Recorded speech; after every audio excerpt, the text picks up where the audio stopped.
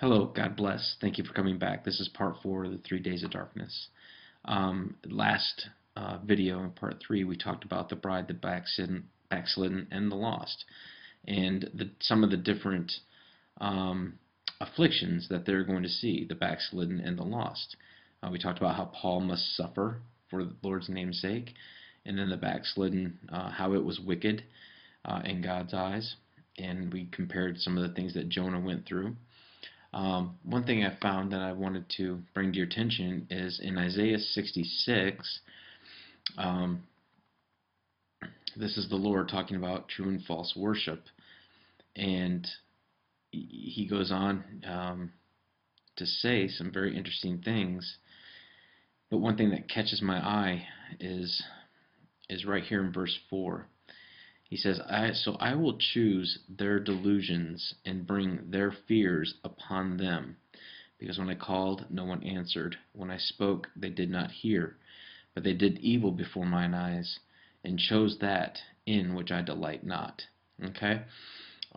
So one thing that catches my attention is if we go back to Jonah, all right, he knew just how much, I guess for lack of better words, pressure to put on Jonah to bring him back to God. He was on the ship, the storm came, Jonah knew, I messed up, and they're like, get rid of me over the boat, and into the belly of the whale he went, and Jonah was like, I've had enough. He tapped out. He's like, I'm done. He went right back to God and says, whatever you need me to do, I will go do. So the Lord knows your heart, and He knows how far you might have backslidden, or how far, or how much calamity you're going to have to go through to come back to God. And I think God's fair and just. He's not going to put you through more than you can endure, or more than what's probably required to bring you to that decision point. Okay? But anyway, I wanted to bring that up. I thought that was kind of neat. We're going to talk about the earth did quake. Okay? If you go to, we're going to go to Matthew, and we're going to look at Jesus' crucifixion. Now, in the Bible, in Matthew 27, okay, we talked about Jesus cried, and I'm looking at 27:50, and it goes on, and it goes to 51, okay? If you look at verse 50, Matthew 27, verse 50, Jesus Christ had died. All right, he cried again with a loud voice and gave up the ghost, which means he died. And behold, the veil of the temple was rent twain from top to bottom, and the earth did quake, and the rocks rent. Now, what I'm getting here is this is interesting verbiage, okay? He doesn't use the word earthquake, in which he does use the word earthquake later on in and later on in 28:2. He says the actual word earthquake. Okay? So we have an earth shaking and an earthquake. Okay? So let's go back. You see the word, or the words, the earth did quake. Okay? Now, we're going to keep that in mind. We have two words, or two sayings, or two phrases, whatever you want to say. You have the word earthquake and the earth did quake. All right? So let's jump over to Revelation 6:12. Okay. So in Revelation 6:12, we have the first earthquake in the book of Revelation. It's described as a great earthquake. Okay, it is the sixth seal.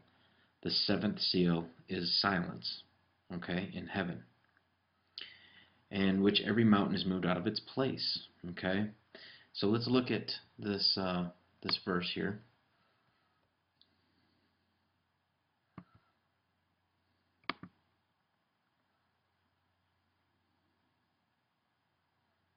Okay, then I looked and he opened. Move this just a little bit. The sixth seal, and there was a great earthquake. The sun became black as sackcloth of hair. All right, you see where I'm going with this? Does it sound like darkness to you, descending? Okay. And the moon became like blood. The stars fell from heaven to the earth, as the fig tree drops its late figs when shaken by a mighty wind. The sky receded as a scroll when rolled up, and every mountain and island, right here, every mountain and island was moved out of its place.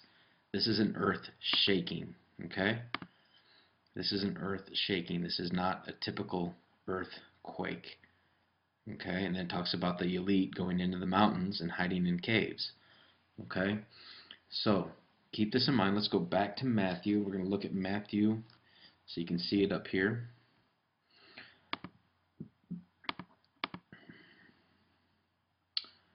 Matthew 27:50,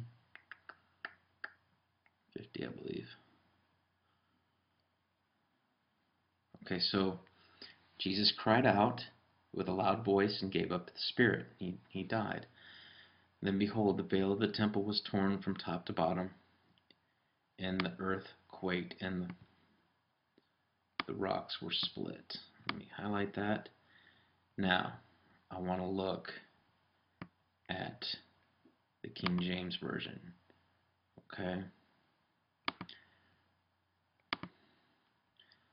So let's look at strictly the King James Version. If I can get... Okay, my computer's running weird.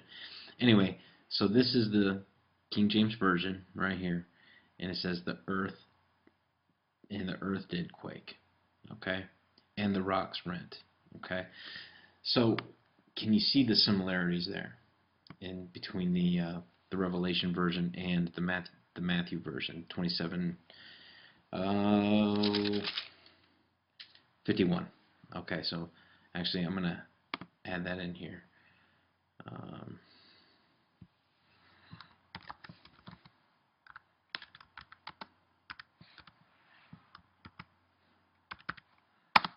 Okay, I can add the stuff later, but anyway,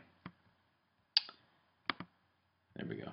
All right, so there's no doubt this is an earth shaking. I feel this earth shaking is the same one in Revelation 6:12, sixth seal. This means possibly that the seals in the chapter are open. So if this is the case, there will be calamity shortly after the cosmic event that was spoken. The Antichrist will then be revealed. War, financial collapse, and death will all ride. All those horsemen will ride. And just incidentally, I believe, folks, this right here is going to happen in one day. All right, I believe these seals will all be open in one day. Bam, bam, bam, bam. Now, the fifth seal is the martyrs, and I have a theory about it, and I believe it could be the martyrs that have been killed over in the other countries, or it could be this could be just totally outside of time. So I don't know. That's one thing I have a question about. Okay, but anyway, I believe that these seals will be open all in one day. At this time in Bond's prophecy, we're to go home and stay in our home. Interesting enough, there is a Bible verse that states the same thing.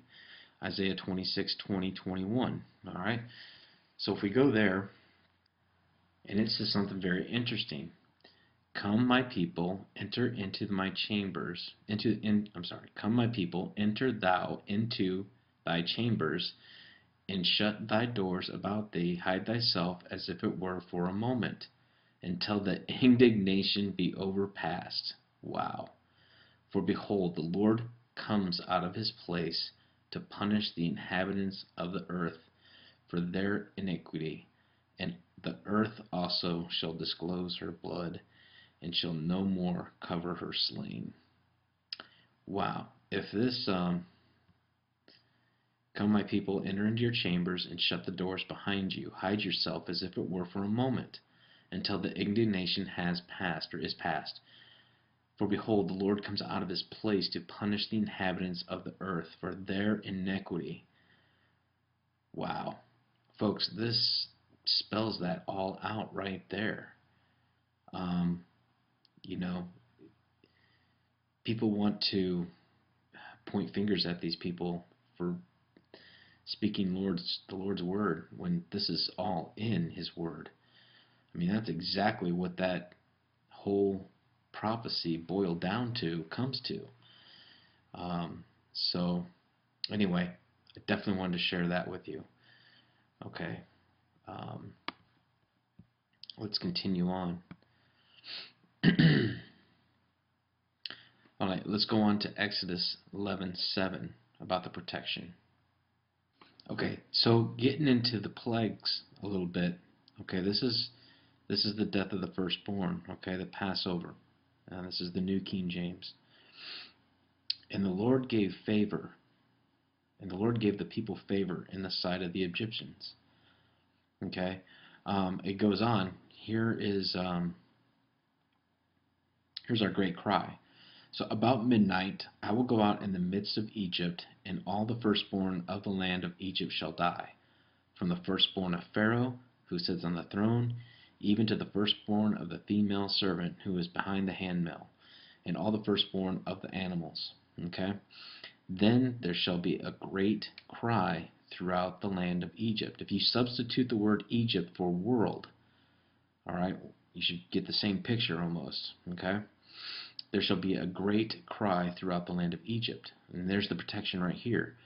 But against none of the children of Israel shall a dog move its tongue against man or beast, that you may know that the Lord does make a difference between the Egyptians and Israel, the world and His believers. Okay?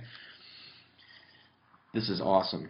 And I've heard I've been watching prophets for almost a year now on YouTube.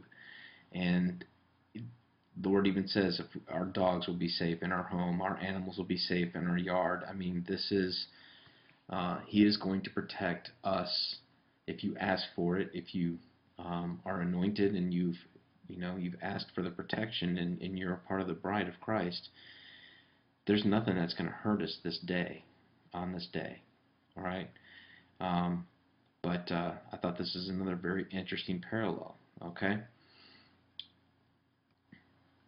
And here we go with Matthew 27:54. I thought this was kind of an interesting as I was doing this study. This isn't something, um, uh, just something we caught that I thought was very neat. It says, "Now when the centurion that they had were with him, watching Jesus, saw the earthquake and those things that were done, they feared greatly, saying, Truly this was the Son of God." And I feel this is how the world is going to act on this day of indignation, this day of calamity. You're going to have your lost and backslid and everything else, but they're going to come to the realization that truly this was God. This was the Son of God on the cross.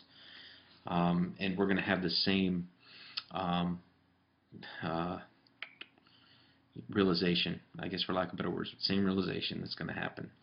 That this calamity is going to unfold, and people are going to look up and they're going to know that God does exist.